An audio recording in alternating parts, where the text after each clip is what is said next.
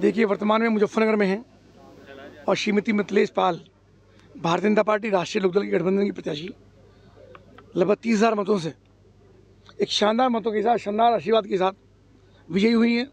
बहुत जल्दी सर्टिफिकेट मिलने वाला है।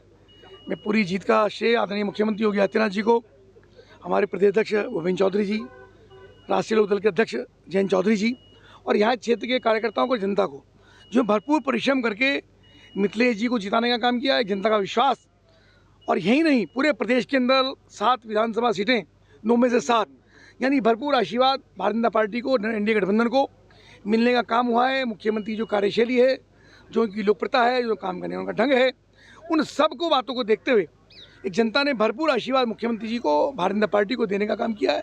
मैं जनता के प्रति बहुत आभार व्यक्त करता हूँ, हृदय की गहराइयों से अभिनंदन करता हूँ और मुख्यमंत्री की जो कार्यशैली उसको नमन करता हूँ।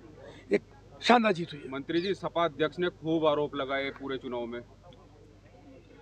समाजवादी पार्टी के अध्यक्ष श्री अखिलेश यादव जी ने जिस प्रकार से ट्वीट किए, एक पक्षीय किया, यह अन्याय है पुलिसकर्मियों के प्रति। जब पुलिस में पत्थरबाजी हो रही थी, पथराव हो रहा था, बच्चे महिलाएं जम करके पथराव कर रहे थे, उनके पास हेलमेट भी नहीं थे और वो भागते नजर आए, वीडियो उसकी वायरल हुई हैं।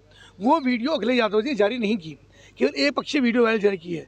एक पुलिसकर्मी जो मौके पर खड़ा है, उसकी जिम्मेदारी कानून व्यवस्था को नियंत्रित करने की है। अगर वो आत्मरक्षा में या जनता को नियंत्रित करने के लिए उनको दौड़ाने का काम करता तो कौन सा गुनाह हुआ।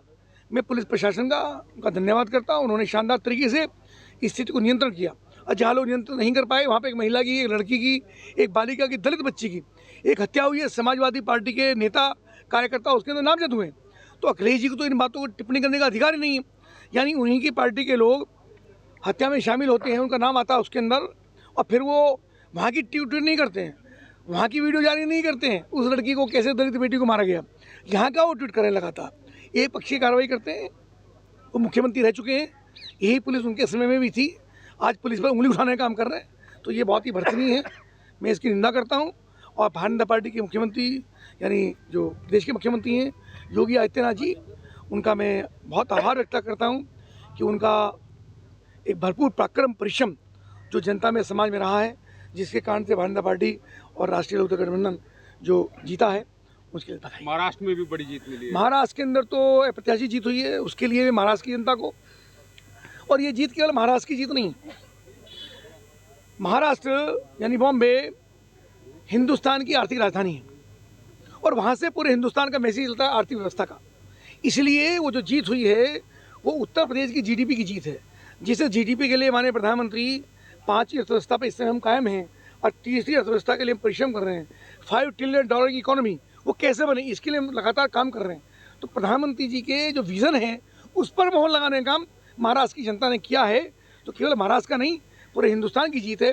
अब पूरी दुनिया में जैसे भारत की जयकार हो रही है, प्रधानमंत्री नरेंद्र मोदी जी को लगातार जनता आशीर्वाद दे रही है, तो मैं उनके प्रति, जनता के प्रति आभार व्यक्त करता हूँ, आदरणीय प्रधानमंत्री को नमन करता हूँ कि उनके आशीर्वाद से देश लगातार प्रगति कर रहा है, लगातार। एक सवाल है, मोदी जी, योगी जी ने कहा था कि बटोगे तो कटोगे, उसका कितना बेनिफिट मिला? अब ये तो बातें तय नहीं होती हैं, लेकिन निश्चित रूप से उनका एक संदेश, उसका बहुत महत्वपूर्ण संदेश गया है कि समाज एकजुट रहा है और समाज एकजुट होने के कारण से निश्चित रूप से वो सब चीज़ें हुई हैं और उसका परिणाम भी आया है हम सबके सामने। 7 सीटें भारतीय जनता पार्टी है और एनडीए गठबंधन जीता है, महाराष्ट्र के अंदर चुनाव जीते हैं। तो मुझको लगता है कि जो संदेश उनका था उसका दूसरा नहीं। विपक्ष ने इस नारे को नहीं समझा, इसलिए अब उनको समझने की जरूरत तो नहीं है। देखिए, महाराष्ट्र की जनता ने श्री राहुल गांधी को दूसरी बार, तीसरी बार, चौथी बार पप्पू साबित किया। वो जो दुनिया भर की नौटंकी करते हैं, सदन के अंदर बोल रहे हो, पता ही नहीं होता लोकसभा में क्या बोलना है, किस पर टिप्पणी करनी है, एक विपक्ष के नेता का कैसे व्यवहार होना चाहिए, उनको पता ही नहीं है। और महाराष्ट्र के अंदर उसका परिणाम भी आया है, वो चौथी बार पप्पू साबित हुए हैं। नरेंद्र मोदी की लोकप्रियता जनता के साथ। अगर ये बयान लोकसभा में आ जाता, अब ये बातें नहीं होती, आगे और सारे बयान।